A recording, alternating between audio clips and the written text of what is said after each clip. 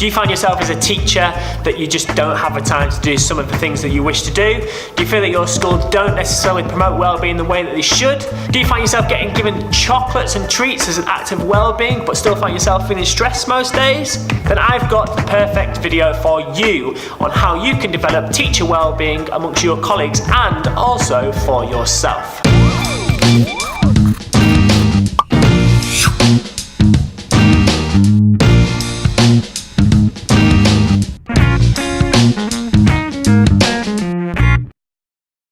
Hello, it's Ben from Waggle Teaching again, and today we're going to talk about teacher well-being. Yes, teacher well-being is the buzzword at the moment since the UK government released a document on how they are going to retain and recruit teachers, all about reducing workload. So head teachers have turned their attention on how they can develop teacher well-being within their schools.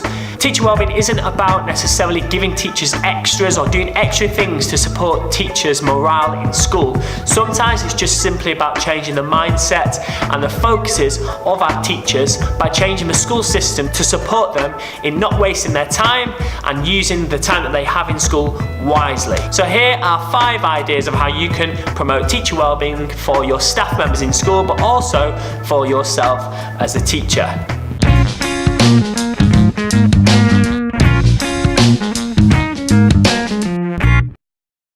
Okay, the first one is my favourite motto, and the motto that I try and stick by as much as possible is minimum effort, maximum impact. And no, it's not about being a lazy teacher.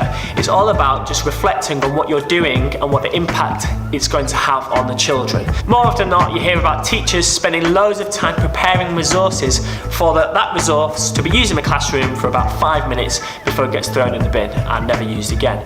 So it's all about asking yourself, how long am I spending on doing something, and how does that compare to the amount of time that children are going to spend using it or the impact that it's going to have. So if you're spending 3 hours planning something for the children to use for about half an hour, it's probably not worth doing.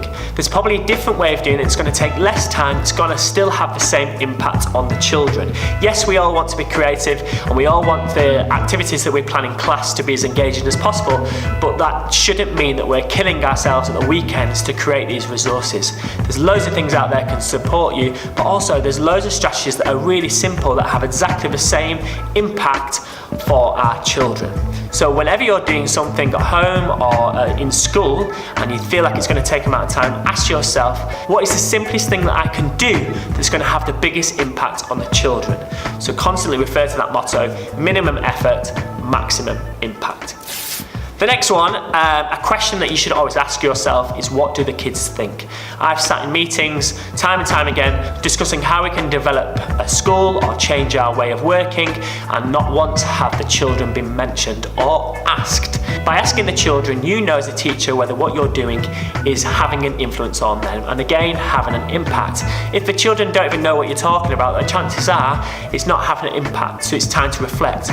But at the same time, for teacher wellbeing, if you ask the children and they talk about the things that you're doing and they say how much they love it and how much they enjoy those things that you're doing and creating for those children, you know that what you're doing is having a positive impact on the children. And that's far more rewarding than any chocolate bar or gift that you receive as a teacher, just knowing that what you're doing is right for the children. So get into the habit of asking the children what they think, what they liked about your lessons, what they didn't like about your lessons, and what they would like to see you doing more of or less of in your lessons. So that's going to allow you to refocus on what you're doing in class so that you're constantly doing things that matter and not doing the things that don't necessarily matter. Okay, this is the anti-motto, the motto that no person should hear or mindset that anyone should hear is, oh, I'll do it at the weekend. Yes, we've all been there. We've sat there at the end of the day feeling we really don't want to mark that pile of books. We really don't want to plan that lesson for next week. And the easiest thing to do is say, oh, I'm just going to do it at the weekend. Chances are you won't do it at the weekend, you'll do it on Sunday evening and you'll come in on Monday feeling stressed and upset that you didn't make the most of the time you had at the weekend to enjoy yourself. You come back on Monday tired because you've been up late on Sunday night scrambling around to plan, mark and get all those jobs done that you should have perhaps done during the week. So before you say, oh, I will do it at the weekend, check the clock and think about, Is it worth me doing it on the weekend, or can I just spend another 15 minutes getting that job done so that I've got the full weekend off? Ultimately, if you complete it during the week, you know full well that you have got the weekend off completely. And that Sunday night would feel like a complete blessing, and the fact that you can relax knowing full well that that pile of book has been marked, that your lessons are planned and you're ready to go on Monday. And your mindset on Monday will automatically change because you won't feel stressed, you won't feel like you've already been working for a couple of hours the night before, you feel refreshed and ready to go. It's all about managing your time. The next one is all about being a risk taker. Yes, as a teacher, it's really important to take risks. That's the only way we're going to move education forward, is by trying things out and giving it a go. And yes, we know sometimes in schools, they encourage you to play safe. Yes, in observations, sometimes we feel like we need to do what we've always done and play it safe in order to get a good grading rather than trying a risk. When we get someone in a classroom, surely we should be trying something new and getting the feedback on that, opposed to doing something that we've always done. The whole point of observations is you're allowing a teacher or a peer or a manager to come in and give their viewpoint on what you're doing. So why not ask them to come in when you're taking a risk and doing something different and get their feedback? Being daring will be much more rewarding than playing it safe, and you feel like you're moving your teaching forward. Waggle Teaching has the perfect examples for you, so please make sure you check out our risk taker videos on our YouTube channel, because we've got some simple ideas of how you can take risks in classrooms and use that to reflect on your practice, so make sure you check those out. The other thing about risk taking is that it also allows and develops a culture of making mistakes is okay. That's great for the kids to see, but it also allows people to not fear. How many times do we know that teachers close their classrooms, never talk about what's going on in there, come out at break times and then close their door again when the lessons start? They're scared of people coming into their classrooms because they're scared of being criticised for doing something wrong. There's nothing wrong with getting things wrong. It's all about learning. If you're not making mistakes, then you're not progressing and moving your practice forward as a teacher. So make mistakes, try things that are risky, and get people's feedback. Do not fear people's feedback.